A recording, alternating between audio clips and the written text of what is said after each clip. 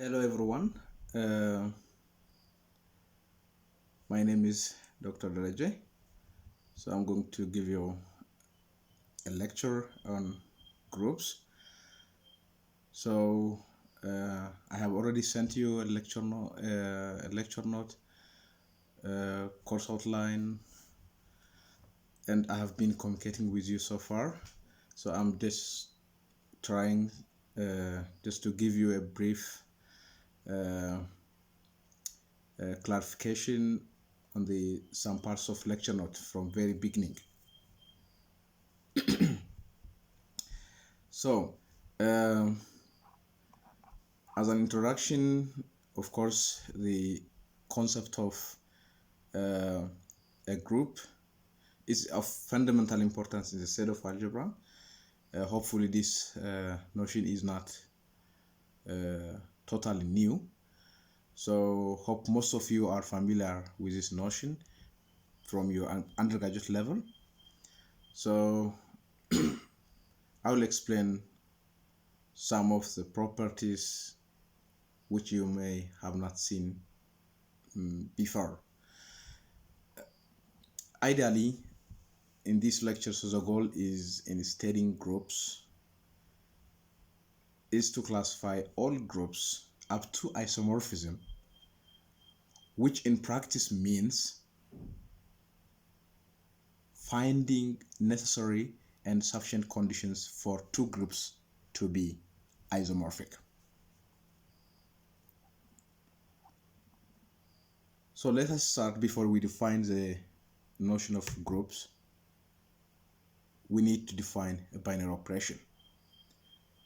So if we are given an empty set G, a binary operation on this set G means it's nothing but it is a function, say a star, from G cross G to G, which sending pairs to a star of AB, which is equals to A star B. So in mathematics, I mean in many different books, there are several commonly used notations for the image of the pair A comma B under binary operation. For multiplicative notation, we use AB, additive notation A plus B, A dot B, or A star B. So where this star is defined in terms of addition, multiplication, and different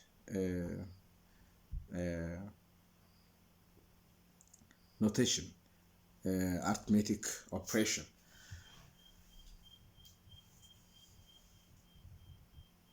Let's see this definition. An empty set G equipped with one binary operation star is called groupoid. That is, G is a groupoid if G is closed for star. This groupoid is also called quasi-group, and it is denoted by G star. So if a star is closed, if G is closed for this means if you take any two elements from G, then when we apply a star, so the image should be in G. The image should be in G. So if we see n with plus, if we add any two natural number is again natural number. If we subtract any two integer, again it is an integer. If we multiply any two rational number, again it is a rational number. So they are examples of groupoids. The next definition is semi-group.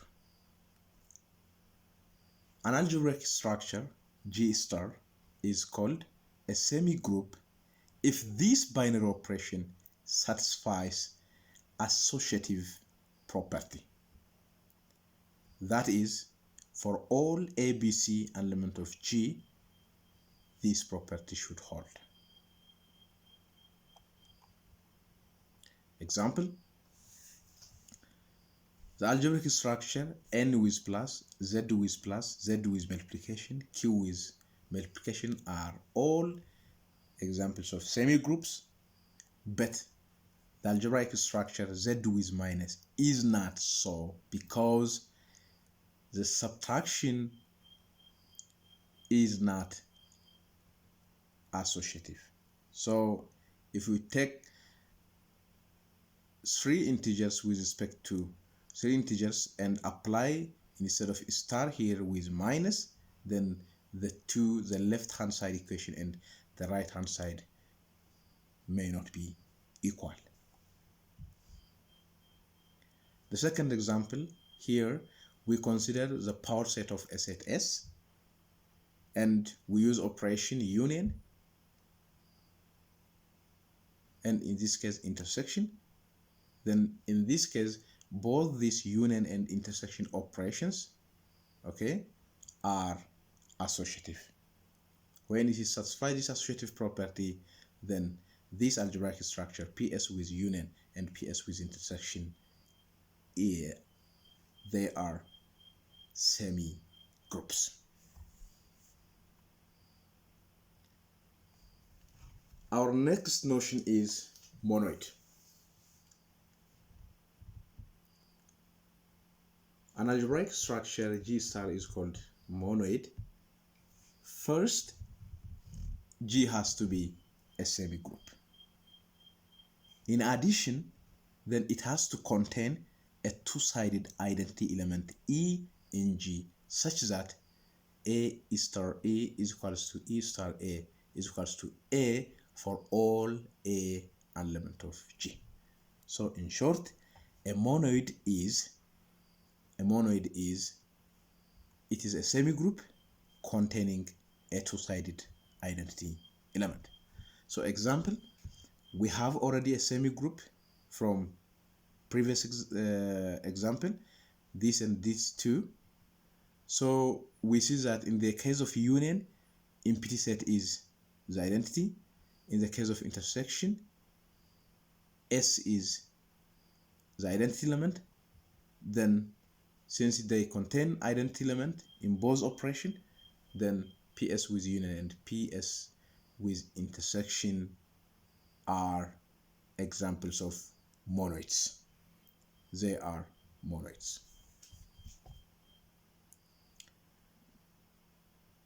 So if we are given a semigroup, we say this semigroup is abelian or commutative. If it is binary operation, this star is commutative.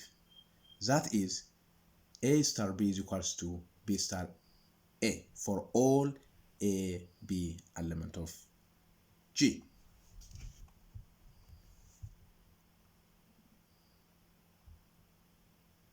It's now time to define the notion of a group. An algebraic structure G with a star is a group if G is a monoid, and in addition,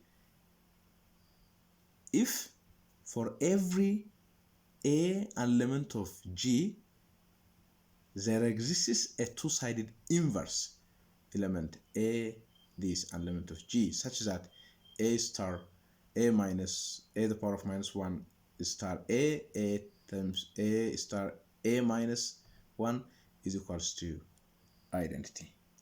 So a group is a monoid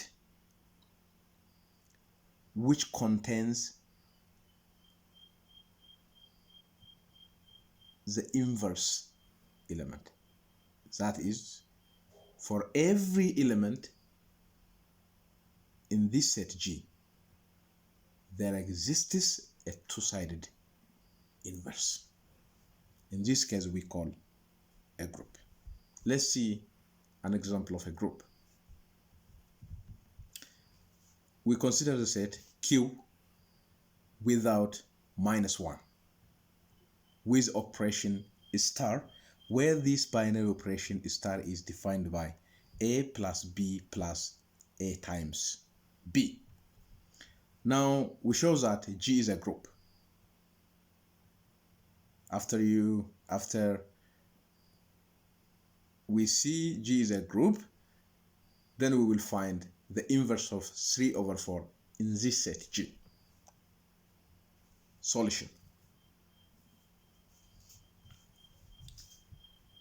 So the first property that we need to verify is closure. That is groupoid. So groupoid is nothing but we take any two elements A and B from G, then if we apply a binary operation is star, that is A star B, which is defined by A plus B plus AB, which is an element of G, because our G here is Q. Our G is Q. So if you add two rational number, it is again rational number. Again, if you add this, the result of this sum to the product of these two, again it is a rational number, so it is closed. The second property, we have to show that G is a semi-group. To see this, it has to satisfy, the binary operation has to satisfy the associative property. So to verify this, we have to check the left hand side and the right hand side equation. So A star B star C is, the result is very easy to verify, so we get this one. Just we only have to apply this definition. A star B is this one, A plus B plus AB. So the right hand side is A star B star C. So we want to show these and these are equal. So finally we get the same result here and here. So it's the same. So we see that the left and the right hand side coincides, and hence star satisfies the associative property. Thus G is a semi-group.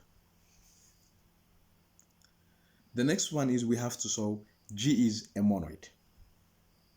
So we have already shown that G is a semi-group. We only have to find the identity element. We have to check the existence of the identity element.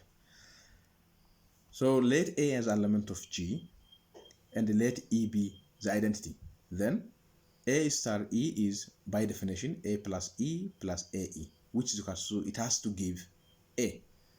Then if you simplify this, A and the common E1 plus A is equals to A, then we have a solution. E is equal to 0 since A is different from -1. It's already given here. -1.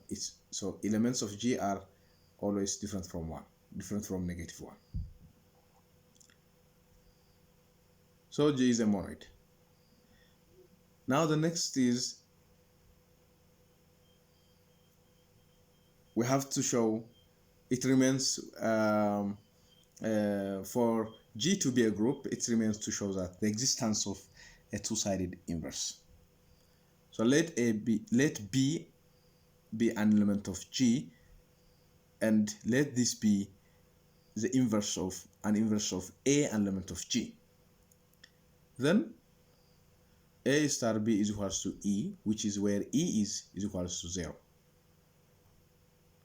Now this 0 equals E, which is A star B, but by definition A star B means A plus B plus AB. Again A, and we have a common B, 1 plus A, then minus will be here, so B is equals to minus A over A plus 1, since A different from -1. Therefore, so for every element, A an element of G, the inverse B is given by minus of A over A plus 1. Therefore, G is a group. Now, to find the inverse of 3 over 4, we have to apply this property, this formula. See, solve the inverse of 3 over 4. So to see this, we have to apply exactly this part. So the inverse of A is minus A over A plus 1. So you see 3 over 4 minus 3 over 4 plus 1 equals minus 3 over 7. Then we have to show that this 3 over 4 star this minus 3 over 7 has to give identity, where the identity is 0. The identity is 0. Okay, next time we'll continue with other part of this lecture. For today, I conclude here. I hope most of you have understood me. If you have any question, leave a comment, then I can explain it for you. Bye.